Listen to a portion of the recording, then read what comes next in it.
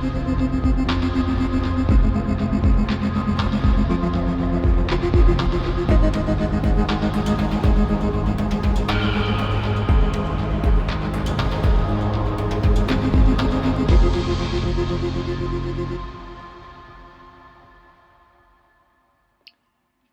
this is Lee Viramondelli, and this is the commentary for the Kill Luck issue 4. Now, the cover here is the Laborer coming face to face with the class that we teased at the end of the last issue. This is the Leviathan class. And I wanted to obviously keep them mysterious and reveal them fully in this issue. Also, kind of funny that, not intentional, but the Laborer, his whole class has been like his whole life rather, has been one bit of adversity after another, and now he finally makes it on the cover, and it's not even his face being shown. I thought that was kind of reflective of the luck he's had in his life. This opening scene is the flashback of the Wraith. So, by design, kind of the two most important characters of our group, the Artisan and the Wraith, their flashbacks are toward the end of the series because a lot gets revealed about them. I wanted to do sort of showing, we had seen glimpses of, what happens when the Legion destroys a world. We've seen his sort of flashback shots of memory. Then we visited a destroyed planet after the Legion had left and he had visited it again. And now this is actually kind of seeing like a real-time flashback of them currently destroying a planet. I was happy with how this first page came out of the body language of this guy. I think you can kind of see what he's really conveying without hearing what he's saying. He's begging for mercy. And then the effect of him just burning alive, I thought was a kind of hellish start. This is the first time we see more than one Wraith together. So I had this notion that in their culture, they operate in threes generally. So reflective sort of their eyes, there are these three slits that generally three Wraith will travel together. Even when they're destroying a planet, they kind of stick to groups of threes. The design of them, you can see that I wanted a uniform design, but also there's some differences. You can kind of see like the chest designs change a little bit. Or on this next page, this one Wraith has a bit of a different face. Because when I got the lettering back, the reason their font is different too, like this one Wraith, our Wraith's friend here, speaks in kind of like a colored lettering font. That was because initially they all spoke in just solid black, and even I found it really challenging to keep track of who was who. They look so similar by design that I felt like as much as I could possibly help. This shot here, you can see in the distance that there's three Wraith in the background and the three in the foreground, sort of showing the operating parties. And the notion that they're sort of just talking to one another casually while they're really destroying a planet, I thought was interesting. That they do view these as just lesser class. They would never really even engage with them or speak to them. It's just that they feel like they're doing this holy work.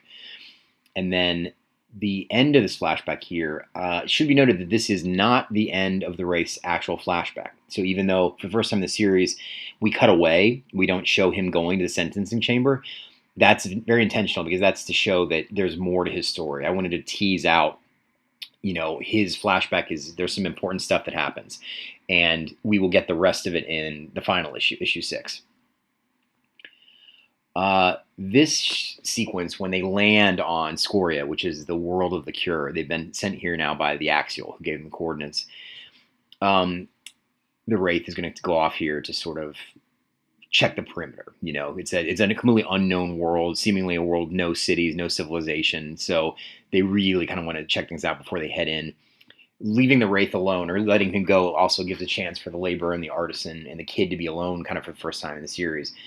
A design I didn't mention last time on the commentary, I should have, or on issue 2 rather, this ship that they stole from the casino, like Party Planet, I was always afraid that beat was too similar to something in the first issue where they kind of steal a ship. So I was like, okay, what's kind of the worst ship they could possibly steal? And I was like, well, what about like a flying casino? A really garish, ugly looking ship, like the loudest thing in the world. It's not armed, nothing.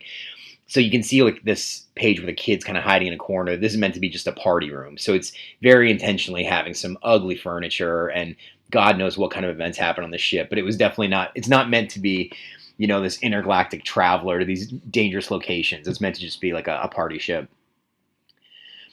This next scene is something that's a long time coming, which is the Laborer confronting the Artisan. The tensions between the two of them have been really boiling since the beginning of the series, and the Laborer now has all the reason in the world to really hit the Artisan for the first time. it was one thing for him to suffer this abuse, this verbal abuse, but to know that he's sort of showed the kid such a traumatizing thing, it gives him all the reason in the world to actually physically attack the artisan. And also the notion is that perhaps too, because he hasn't been drinking, that he also is kind of on edge, and he's looking for an outlet. Uh, I wanted this confrontation to really show the differences between the two of them, where the laborer is rough, it's punching, it's hitting, and the artisan is much more surgical. So when he kind of uses two fingers and just stabs the laborer's knee and disables it, then the next shot is the laborer just straight up punching the artisan's knee apart, just exploding his knee. And I thought this was a really important moment where you see the artisan's POV as he's being strangled, and you see that the laborer has a lot of weaknesses. He's very corroded, which is something that will also come up in the series more later. But nothing that the artisan can reach makes him vulnerable. The laborer's arms are really intact. So this is for the first time the laborer realizing, like, oh, those fingers of yours, they're really just, they're good if you can grab something, but if someone's just a little bit out of reach, you're screwed. And I thought that was also kind of an important limitation to put on his abilities, where the artisan class can do a lot, but they're physically, they are very limited. They can really just reach a little bit, and they're not even that strong, really. I mean, they kind of need an opening to do something. When the Wraith returns here, definitely it's supposed to be sort of like the angry father who just gives you that look and you're in trouble. And when they rise up, he doesn't address the situation at all. He feels they get the hint of how dangerous this is and how they should not be doing this. This next sequence here, I was really happy with how this came out. This is one of my favorite scenes in the entire series, where the Wraith sort of tips his hat or tips his hand that he knows what the artisan has been doing, where he knows that the artisan has been doing these things to the kid, and the Wraith kind of really puts him in his place, where before the artisan was sort of physically put in his place by the laborer, now he's kind of verbally being put in his place. I was really inspired by, there's a scene I really love in an episode of Star Trek Next Generation called Q Who, where Picard is talking to Q, and Q says to him, trust me, man, there's stuff out there. You have no idea what's out there. And Picard is a little overconfident. And that's the episode that Q introduces the Enterprise to the Borg, just to show them how bad things can get out there. And I always love that notion. And it's a little bit different here, where I like where the Wraith says to him, trust me, you know the stuff that I've done and my army's done. And I have seen things that I was afraid of. And I like that the Wraith is able to admit that. And I think also coming from him, it should kind of creep you out about what he's seen out there. And I do know what he's seeing. It isn't for this particular series, but if I do a follow-up, it will definitely be covered. This next scene here, I should say, actually, to finish the thought on that one, the Wraith also says to the artisan, like, by the way, you're a heretic. Like, you are exactly what I was killing. Right now we have this common goal, but I would suggest that you find a different path, which is interesting because once their kill lock is disabled, then, there's nothing stopping the Wraith from killing the artisan. This next sequence here, this sort of campfire scene, it's one of those things in the series. Sitting around a campfire is a very, familiar and warm way of bonding characters, literally warm way of bonding characters, where there's just something about it. You sit there and you talk and you have this peaceful time together. They're robots, so the idea that heat would have any sort of meaning for them or need is unnecessary. But the universal kind of language of that I thought was good to use here. It was also the first time you get kind of a nice scene between the laborer and the artisan. They've got their their anxiety and their anger toward each other out a little bit, and the tension's easing, and they're really trying to kind of be peaceful. I like this moment where the artisan, it's as close to a compliment as he gives, where basically the laborer helped erect a statue that he had designed, and the artisan was pleased with how it came out. And that's the one thing that this is the first time the artisan's kind of seen value in the laborer. Also, when they cheers here, the laborer's glass is empty. The idea is that he's not drinking intentionally. The Wraith is making a little figure for the kid, just trying to keep him entertained. And I kind of like this idea that the kid brings up this question of, when we get cured, like, what happens to me? Like, the three of you can go your own separate ways. Where am I going to go? And I thought it was funny that they hadn't thought of that. They just thought of, getting themselves unlocked and then things will be okay. But then what happens to the kid? He's still in danger.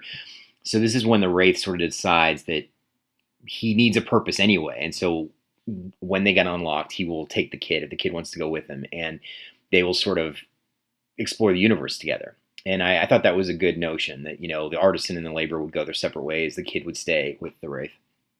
And I tried to, write a kid as best I could, like the idea that they're never as focused as you want them to be, or their priorities shift. So I love that he's just heard this profound thing from the wraith, and then the wraith says, "We could first go visit the ancient ruins of," and the kid is immediately back to his little figure that's being made. Like he already is onto something else. This next sequence is dawn on the world of the cure, and they approach what they have been told is the cure, or at least the cure coordinates. I wanted something really simple. I wanted a door in the ground and a podium outside. This concept of like a grave, like there's this tomb, and there's one button, and it's you who is choosing to open this thing. I like kind of the simple, like the power of that. While they approach it, the kid wanders off, kind of a very kid fashion, and I actually, like, he goes toward the edge of this ravine while the artisan wipes away dust. The idea that no one has opened this thing in a while, at least from the outside. The kid looks over the edge. Now, this is the mass grave we saw at the end of issue 2. All the dead bodies, all the dead robots that all have the Killlock symbol on them. Their bodies are there. And now the door opens. This is the same exact place we were at the end of last issue, where we saw the two kind of hulking classes standing outside this thing. They rise up. And interestingly here, this is the laborer touching the artisan for the first time that's not violent. He sort of taps him on the shoulder, like, what kind of class is that? That's also a very human thing, a very, like, when you're closer to someone, you do feel comfortable kind of touching their shoulder or their wrist in a way, that bit of physical closeness. It was important here to show when the wraith tries to make peace with these unseen approaching class, that for the first time in the series, he's really overpowered, and he just takes this huge hit and goes flying back. I wanted the shock of that this is the first time we've seen anything in the series that is even remotely a physical threat to the wraith. So he gets sent back and gets basically buried under like this falling rock. So their most powerful protector has sort of been taken out. And then this big reveal, this is the Leviathan class, where the notion that they are sort of these zombified walking robots that over time have pieced themselves together. And there'll be much more about this in the next issue. But I wanted them to be sort of uniform to one another, so they're part of the same class, but also very, very zombified. My notion here, I never really said this out loud in the series, but the fact that even though they're changing their own pieces and their kill lock is still visible, one, I left it in there because I thought just the nature of the series and them all being linked together, it should be seen. But also I thought maybe the kill lock could actually burn its way through you, that, you can try and hide that you have it and put a piece of metal over you, but eventually it will sort of rise and burn through. I like that notion that it's this really horrific mark that you can't ever fully get rid of. This lead Leviathan here, so there's two of them. I mean, one I wanted to be a little more predatory and almost kind of a crocodile-like face. He has this kind of overbite and these teeth that hang down. The other one is meant to be stupider, intentionally dumber looking. So he has sort of like one giant eye and kind of a dopier smile. That's all very on purpose. His teeth are more destroyed. And then, so this is them hatching a plan where the artisan is going to take the kid into basically the door in the ground, because he thinks, their only plan at this point is that there has to be a more physically vulnerable class, or they would have come out together. So they go in, the laborer tries to buy them time, and I wanted this fight to be over immediately. A really kind of hopefully shocking moment of laborer being ripped in half, where the Leviathan is also kind of like mocking him a little bit that, you guys have strong heads, strong hands, but a weak core, which is also sort of a dig at his class's personality, what they're made out of, that he views them as weak, like their spirit. The final scene here is the artisan taking the kid down into the depths of whatever this facility is. I wanted it obviously to be kind of a hellish red. This is actually one of the first, this big reveal here, this final splash is actually one of the first shots I had of the entire series. Once I came up with the basic concept and the 4 characters, I was like, okay, I think at the end, the artisan will come face to face with another artisan, and it will be like in hell, like sort of this smoking devil. That's why he's also like smoking a hookah here.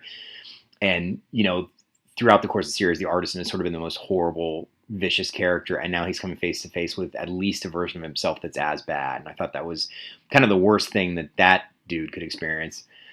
Also, the splash, you'll notice that there is a kill lock marking on the lamp that's hanging above him, something that will be explained in the next issue.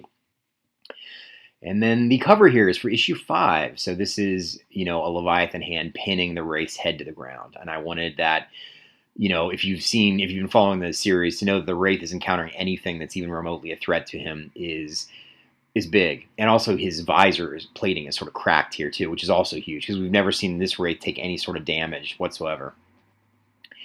The psychological profile in this issue is for the Laborer, Dr. Andrea Letamendi. Really cool stuff here, really interesting stuff about addiction and, if you were a laborer in society, how society treats you. Just really, really cool stuff as always. The sketches here, again, were meant to sort of be this notion of a psychologist maybe doodling while she was with her patient. And so you can see the early sketches here, he was always meant to have this sort of turtle-like head, The pinup here, the first one, is by Joel Gomez and Beth Sotelo, who friends of mine have known for a long time. We worked together at Wildstorm. Really love this piece. I think Joel, especially, his environmental stuff is really cool. He's a huge sci-fi fan, obviously, and this bar looks better here than it does in the series for sure. I just really I like the freedom too that people had with these pinups, that they were able to draw whatever they wanted. Some people pick characters, some people pick more environments. It's just really, really beautiful piece. The next one is by Casey Kohler, who's a fellow Transformers artist with me. Love this piece as well. I think the use of the Wraith, kind of hanging the spear, sort of I never even knew what to call them, the knives, the hanging spears he has. I think it's just really cool. And then him wearing the cloak, I also really love. I think the colors are beautiful. But Casey's a great artist, and usually he doesn't really color his stuff digitally, as far as I've seen. So I think this is just a beautiful looking piece. Next one is by Jessica Lynn, who is another artist. She and I are frequently table neighbors at Comic-Cons. We became friends at New York Comic Con one year, sitting next to each other.